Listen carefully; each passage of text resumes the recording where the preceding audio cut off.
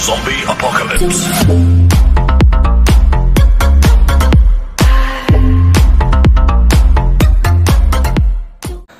Assalamualaikum warahmatullahi wabarakatuh. Bertemu lagi dengan Mr. Phil di sini. Di mana lagi kalau bukan di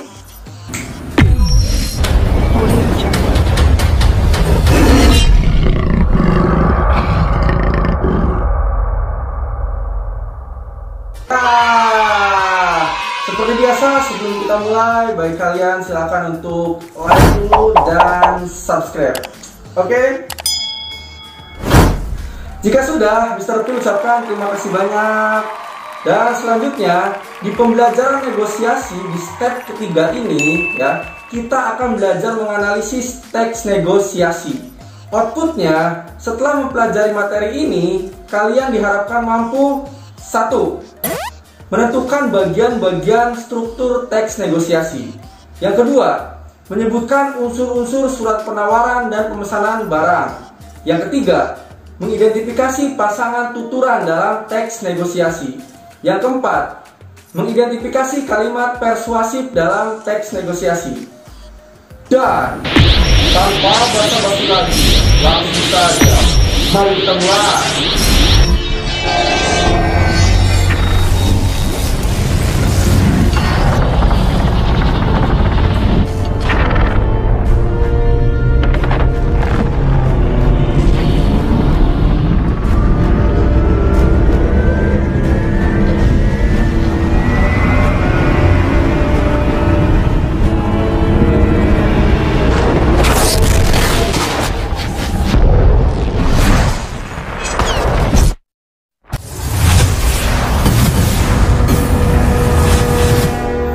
Di pembahasan pertama ini, ya, kita akan belajar menentukan bagian struktur teks negosiasi. Nah, seperti jenis teks lainnya, teks negosiasi juga mempunyai struktur teks yang khas. Struktur teks negosiasi adalah orientasi, ya, yang pertama. Yang kedua, pengajuan.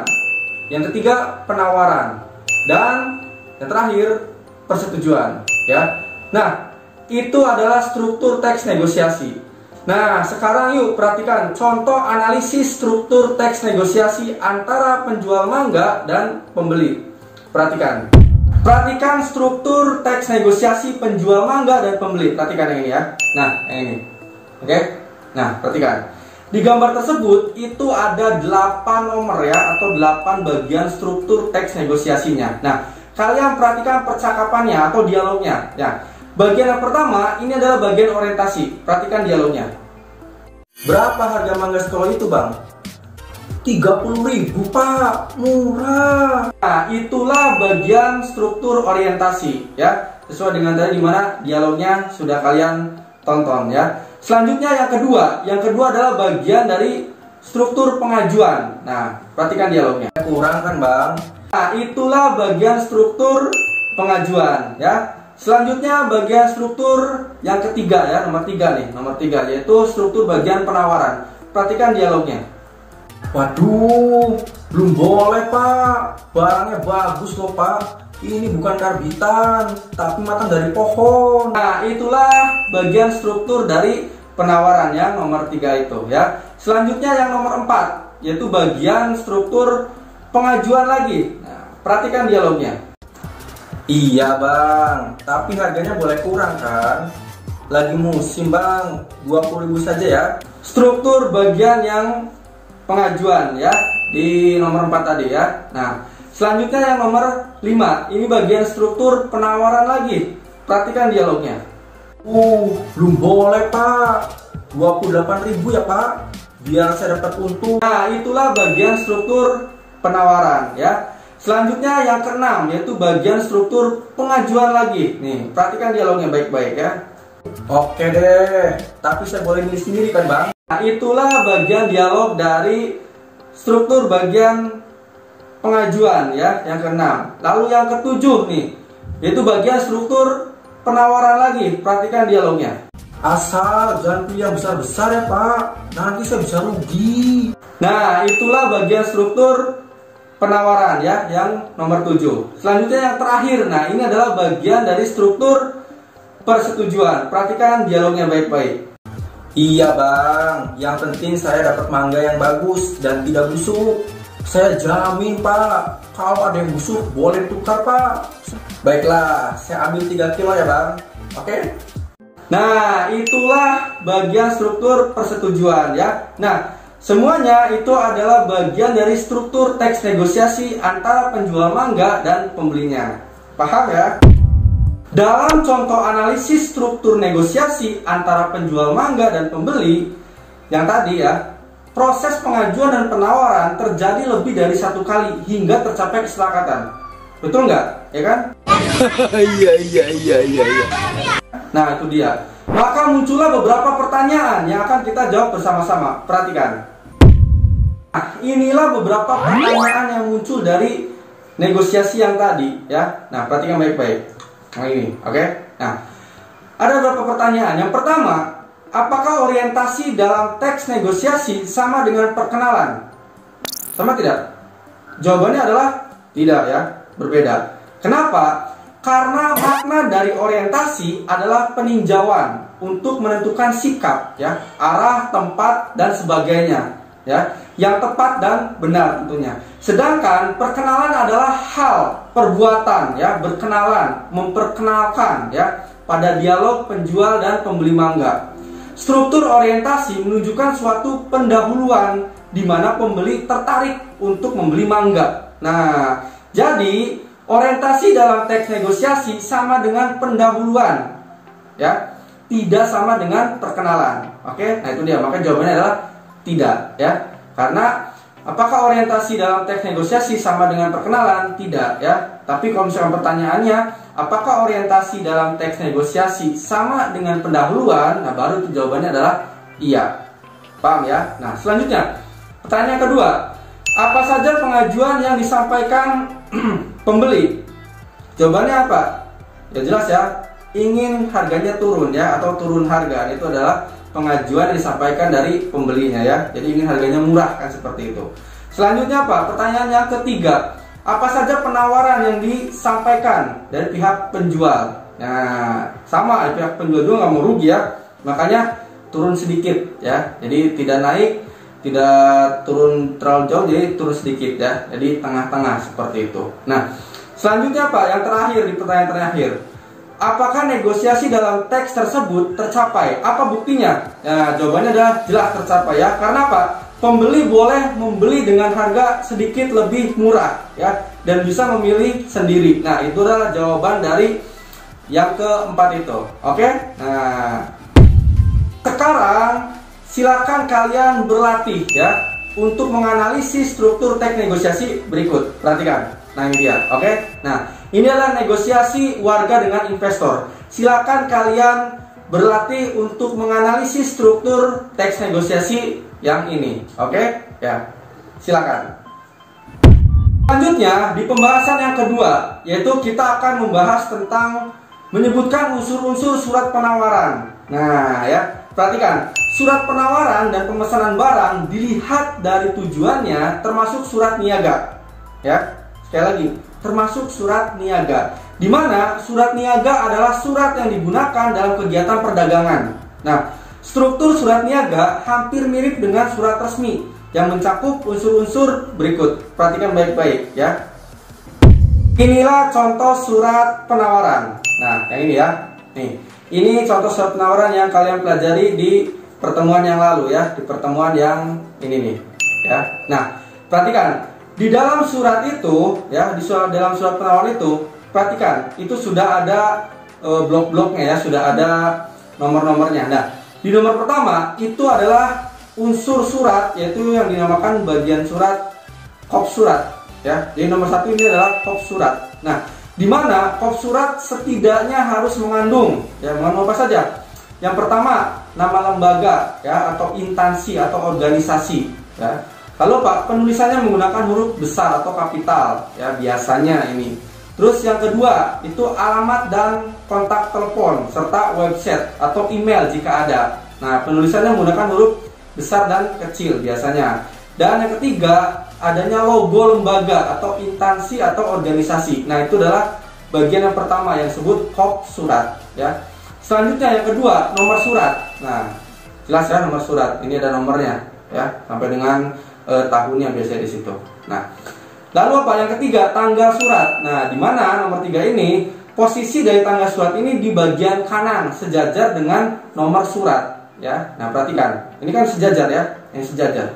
Nah, lalu apa? Yang keempat yaitu ada bagian hal. Nah, bagian hal ini adalah inti surat ya, inti surat tersebut. Ditulis seperti judul karangan ya. Ditulis seperti judul karangan. Jadi huruf depannya besar seperti itu ya. Nah, selanjutnya yang kelima, nomor 5, ini adalah bagian lampiran ya. Biasanya itu ada, kalau misalkan ada banyak berarti 2 lampiran, 3 lampiran ya. Kalau misalkan satu lampiran saja seperti itu ya. Tergantung bagaimana isi dari surat penawaran tersebut. Nah, selanjutnya yang keenam, ini adalah bagian alamat penerima surat. Nah, ya perhatikan ini nomor 6 nih. Nah, dan apa? Hindari menggunakan kata kepada, awas ya. Kalian biasanya masih suka menggunakan kata kepada, awas jangan ya. Kalau untuk surat penawaran ya, kayak termasuk surat niaga ya, ini kalian harus hindari menggunakan kata kepada. Jadi langsung saja ya, yang terhormat seperti itu aja. Ya, nanti langsung siapa yang ditujunya seperti itu ya. Nah, itu adalah bagian yang ke-6. Selanjutnya yang ke-7 yaitu salam pembuka surat. Nah, biasanya diakhiri dengan menggunakan tanda baca koma. Nah, ini juga sudah betul ya, diakhiri dengan tanda baca koma. Nah, dan yang ke-8 nih ya. Yang ke-8 ini adalah unsur surat yang disebut dengan tubuh surat ya. Tubuh surat itu tersendiri dibagi atas pembukaan, isi ya, atau maksud surat dan penutup. Nah, itu adalah bagian dari tubuh surat ya. Nah, nomor 8 jelas. Ini bagian yang panjang, itu biasanya bagian tubuh surat. Nah, dan yang terakhir unsur surat yaitu adalah yang disebut dengan salam penutup surat. Nah, yang nomor 9 ya. Dimana di situ di salam penutup itu diikuti nama, jabatan ya, tanda tangan, penanggung jawab seperti itu. Nah, itu adalah bagian dari atau unsur surat yang disebut dengan salam penutup surat. Nah, paham kan? Nah, selanjutnya nanti kalian silahkan analisis struktur surat penawaran yang sudah kalian buat saat pertemuan di negosiasi di step kedua ya, di minggu kemarin ya kan. Minggu kemarin kan kalian sudah membuat surat penawaran. Nah, nanti tugas sekarang itu kalian silahkan analisis struktur surat penawaran yang sudah kalian buat saat pertemuan di negosiasi step kedua ya. Silakan. Nah, selanjutnya di pembahasan yang ketiga ya, yaitu apa? Mengidentifikasi pasangan tuturan dalam teks negosiasi. Nah, pasangan tuturan adalah tindakan saling memberi pesan dan respon antara partisipan ya, atau pihak satu dengan pihak dua. Nah, itu adalah pasangan tuturan. Nah, dalam kegiatan negosiasi. Perhatikan contoh kutipan berikut. Nah, perhatikan contoh gambar berikut ya. Nah, ini dia. Ini adalah contoh kutipan ya, yang dimana di dalamnya ada kutipan 1 dan kutipan 2. Nah, perhatikan baik-baik dialognya ya, perhatikan baik-baik. Nah, pada kutipan pertama ya, terdapat pasangan tuturan meminta dan menolak penurunan harga. Nah, buktinya apa? Perhatikan di kutipan yang pertama, yaitu apa? Saat pembeli ini ingin harganya turun ya. Jadi dia ingin membeli mangga tapi harganya ingin turun ya kan, dengan alasan apa? Dengan alasan lagi musim mangga. Makanya dia menawarkan harganya turun di sekitar 20.000 saja. Nah, seperti itu. Itu adalah bagian tuturan meminta ya. Ada di dialog sang pembeli. Lalu apa? Di bagian kutipan pertama ya masih, itu ada tuturan menolak penurunan harga ya. Dari apa? Dari sang penjual. Karena apa? Karena dia tidak mau harganya turun ya. Makanya Pak, dia memberikan sebuah harga 28.000 saja ya Pak, biar saya dapat untung. Nah, itu adalah tuturan meminta dan menolak penurunan harga di kutipan yang pertama. Paham ya? Selanjutnya perhatikan di kutipan yang kedua nih, di kutipan yang kedua ya. Perhatikan. Sedangkan pada kutipan yang kedua, pasangan tuturannya adalah meminta dan memberi ya. Pasangan tuturannya meminta dan memberi ya. Perhatikan nih dialognya. Perhatikan. Di kutipan yang kedua nih, sang pembeli ya. Baiklah, tapi saya boleh milih sendiri kan Bang. Nah, ini ada tuturan Pak, meminta. Boleh nggak saya ngambil sendiri barangnya kan gitu. Oke, dengan harga segitu boleh nggak saya ngambil sendiri barangnya. Ini ada tuturan meminta. Lalu apa? Dijawab oleh sang penjual, asal jangan pilih yang besar-besar ya Pak, nanti saya bisa rugi. Nah, ini adalah tuturan dari sang penjual, yaitu apa? Memberi. Berarti mempersilahkan, silahkan, asal dengan apa? Jangan ngambil yang besar-besar seperti itu. Nanti dia bisa rugi kalau ngambil yang besar-besar. Nah, itu adalah contoh pasangan tuturan ya dalam kutipan yang ini. Oke, paham kan? Selanjutnya ya, ini adalah contoh pasangan tuturan ya yang biasanya terjadi. Perhatikan nih. Nah, ini berikut ini adalah contoh-contoh pasangan tuturan ya. Ada 6 pasangan tuturan. Yang pertama apa? Mengucapkan salam. Lalu apa? Membalas salam. Yang kedua, bertanya, menjawab atau tidak menjawab ya. Yang ketiga, meminta tolong ya, memenuhi atau menolak permintaan. Yang keempat, meminta, memenuhi atau menolak permintaan. Yang kelima, menawarkan, menerima atau menolak tawaran. Dan yang keenam, mengusulkan ya, menerima atau menolak usulan. Nah, ini adalah contoh-contoh pasangan tuturan yang biasanya terjadi dalam teks negosiasi. Selanjutnya di pembahasan yang keempat ya, kita akan belajar mengidentifikasi kalimat persuasif dalam teks negosiasi. Nah, kalimat persuasif adalah kalimat yang digunakan untuk meyakinkan, mengajak, merayu ya, ataupun membujuk seseorang agar mau berkeinginan untuk melakukan perbuatan atau aktivitas yang disampaikan atau dikatakan ya. Nah, itu adalah kalimat persuasif ya. Nah, pada pembelajaran sebelumnya ya, kalian telah mempelajari bahwa negosiasi bertujuan untuk mencapai kesepakatan. Ingat ya, negosiasi tujuannya adalah apa? Untuk mencapai kesepakatan. Nah, yang menguntungkan semua pihak ya, yang menguntungkan semua pihak. Jadi semuanya harus untung ya, win-win solution. Kalau misalkan ada yang dirugikan satu pihak, itu berarti bukan negosiasi ya. Nah, untuk mencapai kesepakatan itu diperlukan kemampuan untuk memenuhi pihak lain dengan bahasa yang tepat. Nah ya, dengan bahasa yang tepat. Ciri bahasa dalam negosiasi yang berhasil adalah bahasa yang santun dan persuasif. Nah, ini ya, bahasa yang santun dan persuasif. Perhatikan contoh kalimat persuasif pada kutipan berikut. Nah, perhatikan kutipan berikut ya. Nah, ini. Oke. Nah, dalam kutipan di atas, nah yang ini ya, si anak menggunakan kalimat persuasif, yaitu apa? Seperti dialognya. Ayah doakan saja biar aku mudah meraih cita-cita. Nah, makna tersirat dalam kalimat itu adalah si anak memaksa secara halus ya kepada ayahnya. Agar apa? Agar mengizinkannya memilih sekolah sesuai dengan cita-citanya. Nah, bahasa yang santun juga sangat mempengaruhi keberhasilan negosiasi. Ya, kata-kata yang digunakan untuk menunjukkan kesopanan antara lain tolong ya, silahkan, cobalah, percayalah, dan bolehkah. Nah, kata-kata tersebut sebenarnya kata-kata yang bersifat perintah, tetapi apa? Disampaikan secara persuasif. Nah, dengan demikian terkesan sopan dan sulit apa? Sulit untuk ditolak oleh lawan bicara. Nah, berbeda dengan kalimat ancaman. Nah, beda ya, ingat, berbeda dengan kalimat ancaman. Karena salah satu syarat tercapainya kesepakatan adalah tidak ada paksaan. Oke? Salah satu syarat tercapainya kesepakatan tidak ada paksaan ya dari pihak lain ya. Oleh karena itu tidak dapat dimasukkan sebagai sebuah negosiasi apabila kesepakatannya dicapai dengan ancaman ya. Ingat itu. Nah, itulah pembelajaran teks negosiasi di step ketiga ini ya. Silakan bagi kalian yang masih belum mengerti, belum paham, silakan tonton ulang video ini ya berkali-kali sampai kalian paham tentunya ya. Tapi jika kalian masih ada yang belum mengerti ya, silakan kalian tanyakan di kolom komentar. Oke? Mr. P insya Allah akan menjawabnya sejelas-jelas mungkin ya, sampai kalian mengerti tentunya.